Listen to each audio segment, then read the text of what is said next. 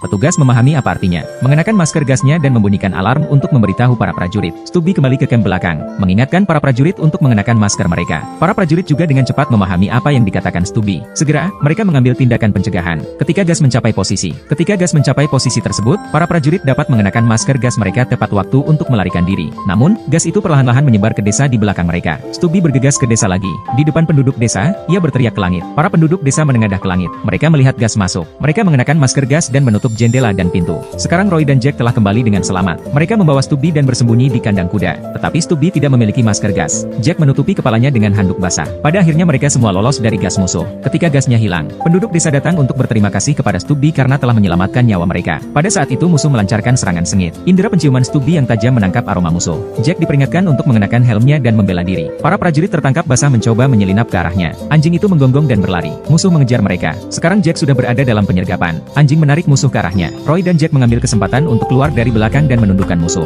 Jack mengambil alih para tahanan dan mengembalikan mereka ke barak. Roy terus bertarung dengan Stubby. Tiba-tiba sebuah granat tangan meledak di posisi tersebut. Salah satu rekannya terluka. Granat lain dilemparkan oleh musuh. Ia mendarat tepat di depan prajurit yang terluka. Stubby muncul tepat pada waktunya untuk mengambil granat. Setelah ledakan, Stubby jatuh ke tanah. Roy membawanya dengan cepat kembali ke perkemahan. Ia berdoa agar petugas medis membawa anjing itu kembali ke rumah sakit lapangan untuk mendapatkan perawatan. Tetapi petugas medis mengatakan bahwa dia hanya seekor anjing. Jangan buang waktu Anda. Roy mengatakan bahwa anjing itu telah menyelamatkan nyawa banyak rekannya. Petugas medis mendengarkan dan membawa anjing itu kembali ke rumah sakit bersama dengan korban luka lainnya. Sejak Stubby pergi, Roy telah banyak berhalusinasi. Ia sering melihat Stubby di medan perang. Ia sangat merindukan Stubby.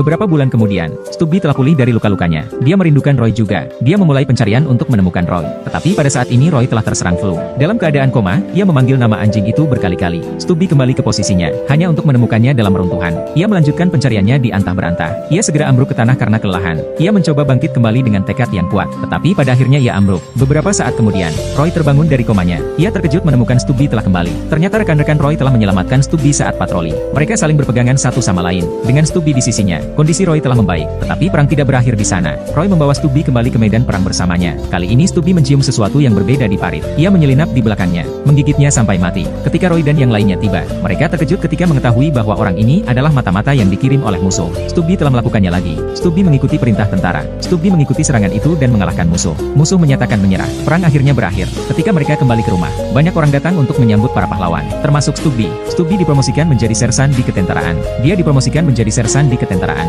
Stubby menjadi anjing pertama dalam sejarah yang menerima pangkat, dan anjing dengan peringkat tertinggi di dunia.